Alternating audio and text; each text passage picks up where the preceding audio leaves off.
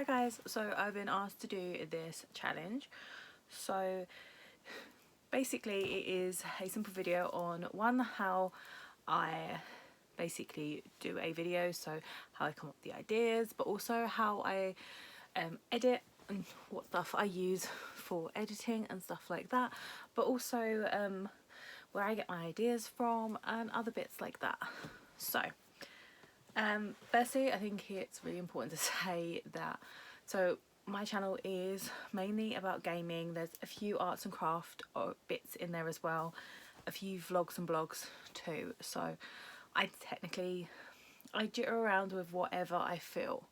I also do the channel to kind of give me something to do, but two, I started the channel a few years ago, and it was in regards to I was working like a minimum wage job. I was on like £550 a month, and like I was driving back and forth to work every day.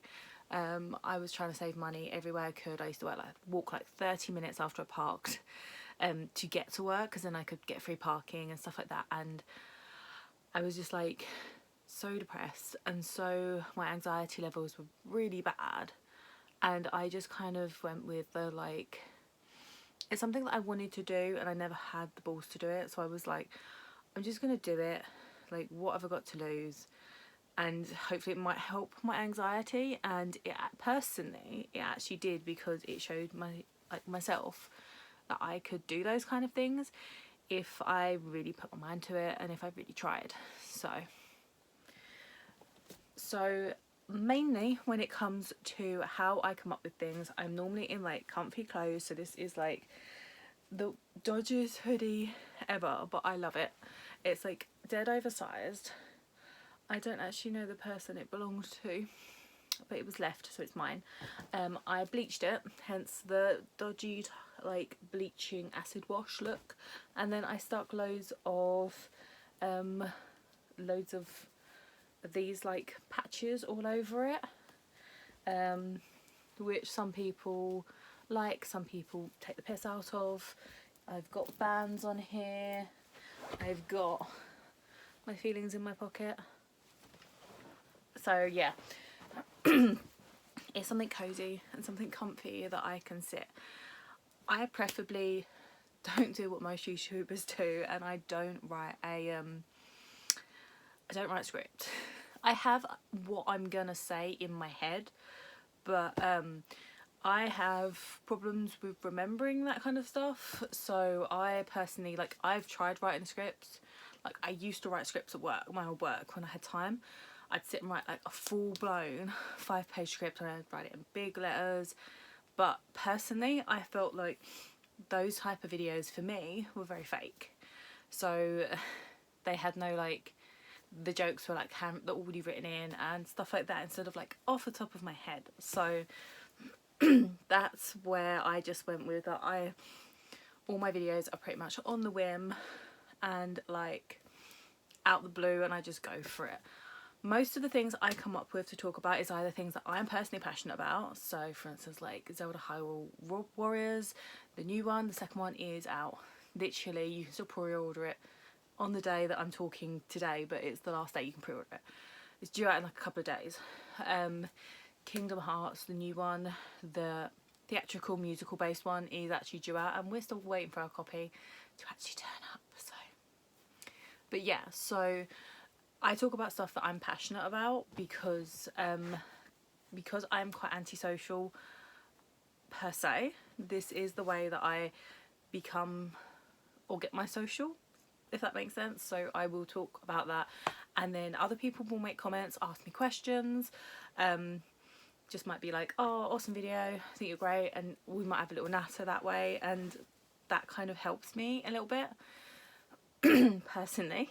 And I really like to interact with people that are into the same things as me.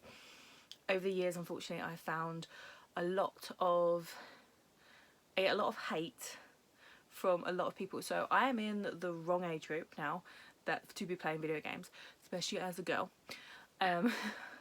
Also, like, obviously I particularly get on with males more than females because most males are more into video games, manga, anime and stuff like that compared to most females in my area anyway. So because of that, it's so much easier for me to get on with those people. I struggle to meet people and like just make friends, because most women are like, oh, what did you do for fun? And I'm like, games, manga, anime, or I can draw. And then they just kind of go and off they pop. So it's somewhere for me to get my social skills, or help with those, but get a little bit of social. So that's kind of cool. I film pretty much all of our videos at the moment now. It used to be in my bedroom, but now we've moved finally and it's in this room. As you can see, like, I'm filming on a tripod, and that was suggested by one of my subs, and they are awesome. Like, we're really good friends now, so obviously I listen to him, so I will link him as well. But we did that over there, as you can see. So this is like amiibo corner. We are going to put more shelves like over this side, and we're going to have more amiibos, so all our amiibo collection is going to go down the wall, so then I can put my Disney Infinity collection in our cupboard, because my cupboard, well, I have too many figures, and that's not even with discussing what's going to happen with the Lego Dimensions figures. So this is our gaming room, but this is also our spare room, so we had to come up with solutions for storage, usability and stuff like that. So we have like what I call them like click clack, I don't know if they're called that, but so you push the sofa bed down, and so we've got a sofa bed that turns. These are old shop display pictures, and I always wanted something like that up in a games room of my own. So we have Luigi's Mansion 2, and we have Super Mario from N64, Super Mario World. So they are very, very lightly tacked into the wall. You can see an odd tack here and there, just so they don't get destroyed. But two, I just adore them. So they're up there. We do have IKEA shelves like above me, so that's how we store a lot of bits there. I've got hair in my face. Oh, there we go. So also we have, which you've probably seen the other side of me, we have a lot of awesome video games. So 99% of them are mine, and 1% of them is basically my partner's. Most of the PlayStation 4 stuff is his, because I was more Xbox One than PlayStation 4, and no, I don't have a clue about this generation, because they've both got a lot of teething problems right now, as far as I'm aware. So yeah, that's the main part of my filming side. So most of it I will come into here and I will sit down. Once I've come up with an idea, it might be a suggested idea from a sub or just someone in the comments, and I think it's an awesome idea, so I'll do it. Or it might be something that I've been thinking about for a while. So sometimes if I get more like if I go somewhere and let's say I get a ton of DS games for my DS collection, I will do an updated collection video or a haul video, etc., on what I've bought, and just see what people think. Once I've filmed, so I'm actually filming on my partner's phone right now on purpose, what I do is I actually go into, so once I filmed it, as you can see on here, I go into this app here, which is called InShot. So it's like an online editing system on your phone. So I don't believe you have to pay for it. I think it is, you can subscribe to it, but you can have a free trial, and I think you can use it for a certain, like, free, but they just block off certain things. That one personally is the best one that I have found, and the easiest one that I found, because where we've recently just moved out, it's not cost effective for me to be buying like fancy new computers and like fancy software and stuff like that. So that is a brilliant way I do it, and then I just obviously click my phone into my computer and then switch it over and then upload it onto YouTube. YouTube now, when I started it didn't, but they do now have an editing system within the actual system itself, so you can do a lot of editing within YouTube. I personally never used it that much because I had that from the get-go, so I just went with that one. So that's mainly how I edit most of my videos. Normally with a cup of tea, I'm normally in bed, like comfy, and it does normally take a couple of hours to actually edit a video, because even though a video might be 30 minutes long, you're gonna watch it back like 3 or 4 times just to like make sure you've picked everything. And I will say, with the editing side, when you first start, like hands down, I sucked majorly, and then you gradually get a little bit more confident and you keep doing it, and I find it really fun now. It's kind of, obviously I don't do as much as some people, but I find it quite, you know, quite nice and settling. I just sit there and do it the whole time. So yeah, so that is the main thing I do when it comes to obviously recording a video. So what I'm going to do now is I'm going to go straight into one of our videos. So I'm going to pause it, but then I'm going to clip it together. It'll be a lot easier, but 2 secs. Hi guys, so I thought I would do this video. So basically I thought I would show you, within lockdown, a few games on the Nintendo Switch, because most of us have got Nintendo Switches now, because let's be honest, lockdown last time and everyone bought one, I'm pretty sure. So because of that, I thought I would literally show you these awesome games, and these games might be ones that you know about, you don't know about, or even ones that you weren't sure about. So they're just definitely ones that I would recommend. So this is 7 games on the Nintendo Switch that I would recommend. So there are going to be some that are more adult based and some that are more child based and child friendly, but obviously I will completely be honest in regards to what ones those are. So the first one is this one. So this one everyone kind of spoke about a little bit, and then it's gone under the radar. So this one is called Little Dragon's Cafe, and it is super cute. So if you're looking for something just to mellow out to, this is really awesome. So you run a cafe with your mum and your sister, and your job is to basically look after the cafe when basically she falls asleep, and you have to look after the cafe and run the cafe, learn ingredients, learn recipes, collect ingredients, etc. And you also find a little dragon, and the dragon is adorable, and he's like your best friend, and he will help find special ingredients.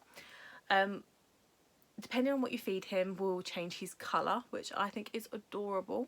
And then on top of that, the more story based you go, so the further on in the story you go, the bigger he will get, to the point where you can at least like completely fly on him. So it's super cute, so stick with it. It's brilliant. The story is kind of cute. It's not like a massive like deep in-depth story, but I absolutely adore it. It is so cute. I have played so many hours on this, managed to find a good glitch where I fell through the floor. I can link that video, that's fine. But I would 100% recommend it. It's super cute, and I adore it so much. That one is a 3+. So yeah, I don't know how well a 3-year-old would navigate some of the skills, but it is a very good child-friendly game too. The next one I'm going to advertise is, I've got stickers in this. There's something in here that I probably didn't know, or I do know and I forgot about, is this one. So this is Senra and Kagura Peach Ball. So I don't shy away or hide at all the fact of some of the anime and manga related video games and stuff like that that I enjoy and play, etc.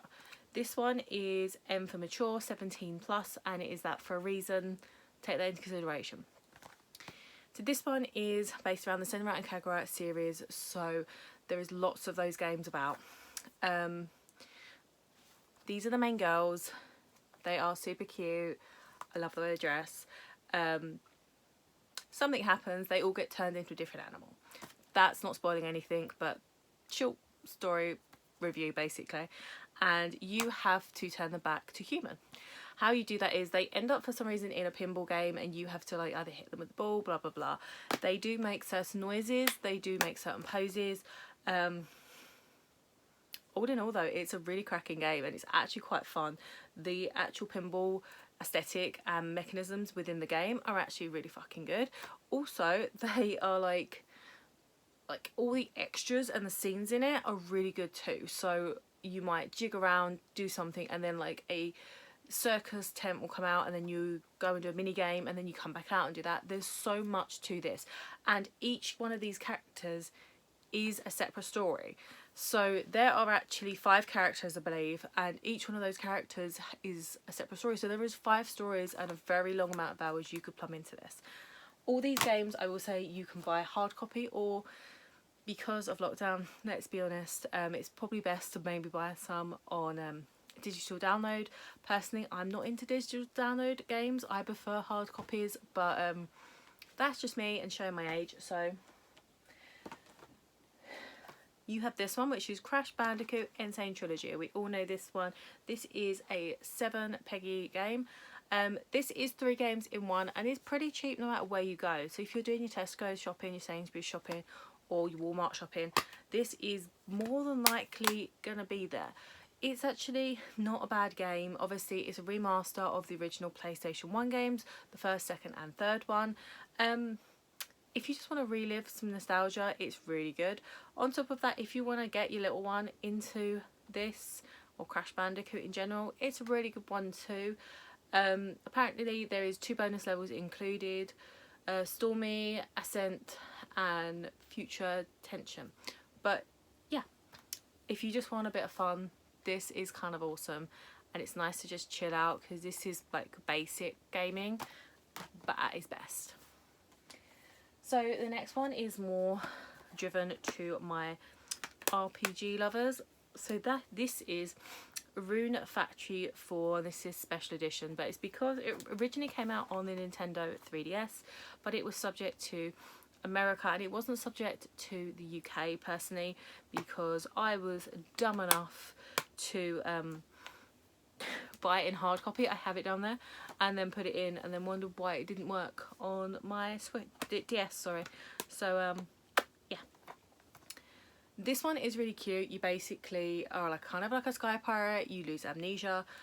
You get amnesia and lose your memory, and then it's basically a farming sim. It's kind of like a Harvest Moon game, but there is more space and fantasy-esque kind of throwbacks in it. It's really, really mellow. You've got your, obviously, bachelors and bachelorettes that you can marry. I'm not sure if you can like marry, like men marry men and women marry women in this one. I just can't remember, to be honest. It might be something they added in, but it's really cute. But then on top of this, you can also have the fighting elements within it. You have dungeon crawling, where you can go and get certain items and then farm those items to get better swords, for more dungeon crawling to get better items, but then to get better food items, etc. So it's a really good game, and it's a really long game. I would recommend this if you are so bored, because it would be really, really fun for you. It is a 12 Peggy game, but that is mainly, I'm gonna say, because of the fighting. It does have anime girls in it, so it might be some kind of scantily dressed clothing, but I'm not 100% sure on that. That's just me kind of guessing, but 100% recommend it. So the next one I'm gonna recommend is this one. So I only have it in this form, this one. So you can get this download copy, so I would 100% recommend just buying the download copy. It'll be the cheapest way of doing it. So this is a 7 Peggy game, 6+ it says on here. So this is Legend of Zelda Link's Awakening. So this is a remastered of the original Game Boy game. I'm pretty sure it was Game Boy, because I had the DX version. But either way, it is really awesome and really fun. It's back to the basics on the original Zelda games, and they've just really vamped up the graphics. The graphics are super cute. They've added in a few extra bits, and they've obviously jigged a few bits about, but the music is so on par. It's so lovely.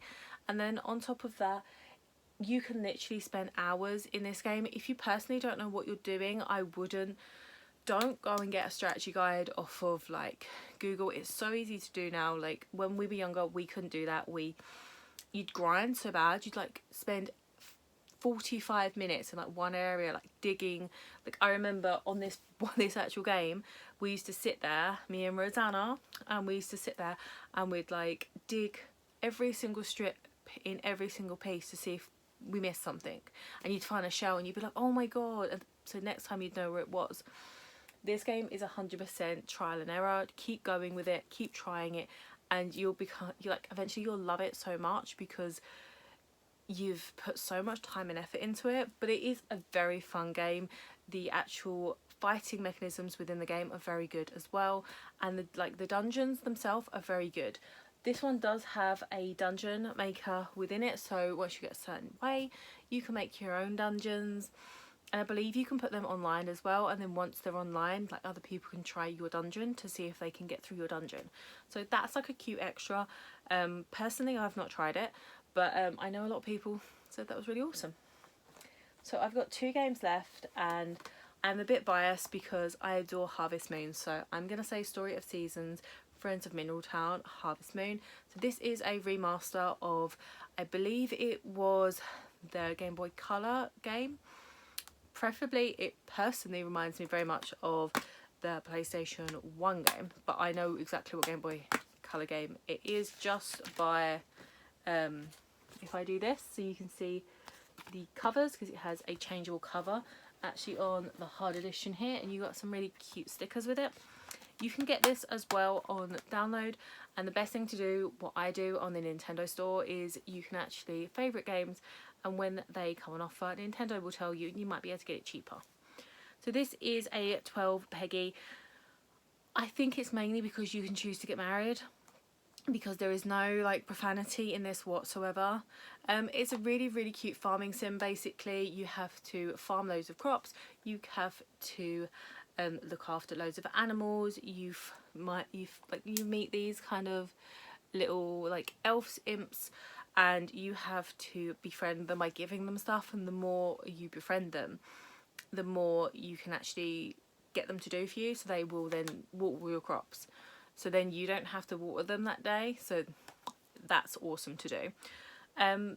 The story actually itself is very key, so there is, like, at least in the original, I haven't got that far with it yet, I'm still playing it. I remember with the original, for instance, so there's certain bachelorettes that if you choose to pursue, other people will either leave the town or stuff like that. So for instance, Mary is the librarian. If you choose to pursue Mary, she will obviously go for you over the guy with like the cap, which will force him to leave town. If you go for Karen is basically the shop owner's daughter. If you go for her, you will pee off Potpourri's brother, I can't remember his name, but him, because he is pursuing Karen. So there is a lot of different things within the game itself. Like if you go for Potpourri, I think she was pursuing the beach guy, and stuff like that. So depending on who you pursue will change the game, and that's a really nice aspect. Personally, I absolutely adore Harvest Moon games. I started with Back to Nature, and yeah, would 100% recommend these. You can plumb so many hours into it, and there are so many like hidden nicks and tricks. So in some of the original games, you could marry the mermaid that was in the bloke's basement, but you had to befriend him to get to the basement to meet her and stuff like that. So yeah, 100% would recommend. So the last one I'm gonna show you is this one, and this is the cheapest one out of the lot. So this is Moving Out. So this one is really cheap at the moment. I think I bought this in game recently for about $12.99 thereabouts. It's really cute and I love it. So you're part of a moving company, and your job is to help people move out, but there is different tasks and different situations within the moving out. So you might have to move someone out a spooky mansion, or just an office, or just a general house. It is either you have to choose certain items to move, or it'll want a number of items to move, or you'll have to do the bed, the kitchen counter, stuff like that, and you'll have to put those on, and then other items. Other than that, like for instance, the spooky house is cool because it might say to you, put like 4 chairs on, and you'll put the chairs on, but they're like haunted chairs, so they'll come off the van, you have to put them back. You might get more points for more breakages, or less points for more breakages and stuff like that. You have lots of hidden agendas, but once you complete the level and then you go back and redo the level, it will then tell you, but you have to do that level once, and before they'll tell you all your little bullet points that you need to, or at least try and get. Obviously the more you get, the more points you get, the more points you get, the more prizes, the more things you unlock. So yeah, it's really cool and really fun. Peggy on this is only a 3, so this is really cute and a good stocking filler for like kids too. I would 100% recommend this one. There is some funky characters, as you can just see from the front here, the toaster head and like the pot head, and like the little chameleon. He's kind of cute. I get the reference, by the way, but I'm just saying, you can just be a normal character, and there's some random things. There's like chickens to collect and flamingos, and it's really cool. You can co-op on this game, which is really, I love it. Each person and character that you unlock will have different physics as well. So one might have more wobbly hands, where obviously the chameleon has his sticky tongue, stuff like that. So it is really, really fun, and I would 100% recommend this. It's so good and so fun just to sit and have some like dopey fun every now and again, like dopey but like good fun. But those are 7 games that I would 100% recommend if you're totally bored in this second lockdown, especially as obviously Christmas is coming up. Quite a lot of these games have been out for quite a while. This one, as I said, is very cheap. This one has been out for quite a while, so there might be a price deduction on that one, I'm not sure. Again, this one has been out for quite a while. I think it was about £50, and now it's roughly about 35 when I see it. This one I see at most Tesco's or Superstore, and they are roughly about 25 to 30 pounds, so that's not a bad stocking filler as well, especially as it has 3 games in it. This one you don't see as much, and this one would be a special game store, or I would recommend looking on eBay, Amazon, etc. And again, because it's a physical copy, unfortunately this one would be more expensive, so I would recommend getting this on digital download. This one has been out for quite a while, and as I said, it's kind of a forgotten hidden gem, so I think a lot of it at the moment, this one you could get quite cheap. Again, the same with this one. I think the only place you're going to get a physical copy of this one is going to be like CX or secondhand stores, and they're probably going to charge you a pretty penny. So I would either look on eBay, Amazon, see if someone's just flogging maybe just the game on its own, or I would recommend perhaps looking in places, again, superstores, because I have seen this in superstores and it's not that expensive, but digital download all the way for this one. The other thing that I would recommend if you aren't very sure about Nintendo Switch things is on the Nintendo Switch now, I'm doing it on my phone in case you wonder why I'm not looking entirely at the screen. So when you go onto My Nintendo now, and you have to obviously sign into your account, you do have to have a Nintendo account, a Nintendo account to have a Nintendo Switch. So if you're buying stuff online, you've got one of these accounts. So look for your emails, etc. So as you can see, this is my little character. I know the light is terrible, but she's kind of there on the screen fishing right now. So if you now go into here, so any digital download that you buy, you get points, as well as any games like this. Don't forget to hit the plus button and get your points. They work their way onto here. So you can also get emails sent by Nintendo, and what they say to you is, they say, can you do a survey on this game, tell us what you think. It's dead simple, really quick, takes like 2 minutes, 100% do it, because you always get points for it.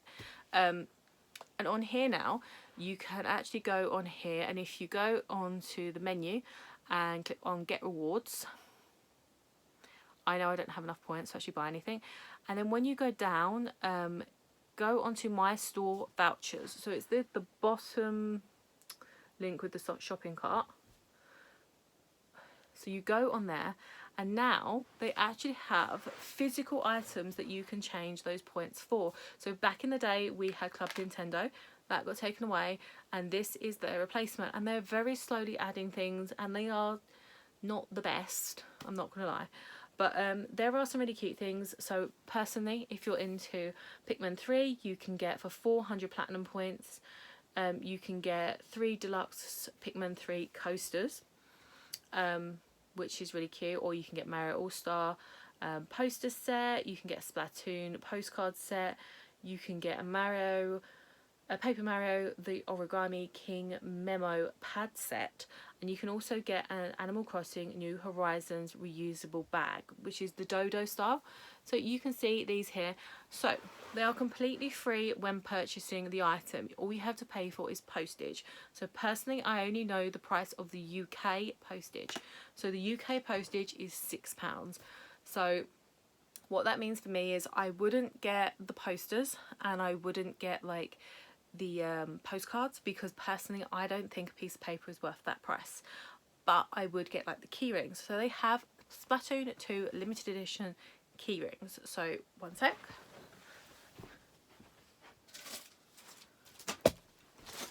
When I ordered these, I genuinely thought they were gonna suck and they were gonna be like the worst thing ever, and then I could say I've tried it and then be like, no. I also thought they'd be like tiny, like that big. These are the key rings. These are like one of the most cheapest ones you can get off of there at the moment. So these are, I believe, like 200 platinum points, and platinum points are the easiest thing to get. So you can get platinum points by playing all their mobile games as well. So that's key to know. But they are super cute, and like personally I don't like taking these out of the packet, it's just a thing. But yeah, they're really, really cute, and they're massive. Like, this is my phone in comparison. The packet is like as big as my phone. So I was trying to look for something else for reference, but nothing else in here will help. But yeah, they're really, really cool, really, really cute. I actually personally even told my friend about it, who's got a son that loves Splatoon, and said to her, I know it's £6 postage, but not every kid is going to have these, because they're not going to be sold in like Game or, you know, places like that. So I'd recommend it. And she said, okay, awesome. So I think she's picked these up for her son as well. But yeah, so that is something to keep an eye on as well, because I think that would help a lot of people. As I was saying earlier as well, if you're new to Nintendo Switch, if the game is under a certain amount of time old, I think it's 2 years, pick the game when you put the game cartridge in, even if it's secondhand, because the person before you might not have done this. Basically go into, I think it's click the plus or minus button, I think it's the plus button, and a little strip down will come down, and it will say like Club Nintendo reward points or rewards, and you basically just get points off of there to game points for every game that you purchase. So again, points also mean prizes, so they also mean that you can get money off of purchasing online. So if you are thinking of purchasing any of these online, do that first, because you might end up getting like £5 worth of in-store vouchers, because that's what actually happens. You get money off the actual store itself. So once you get the money for your online store, Nintendo store, you can actually purchase what you want, but get the discount off of it as well, and then you get more points or more discount for every game you buy. So it kind of always works out good for you. So yeah, so that is my video. I hope you really enjoyed it. Thanks very much for watching, and I will see you guys next time. So obviously don't forget to like and subscribe, and I will see you then. So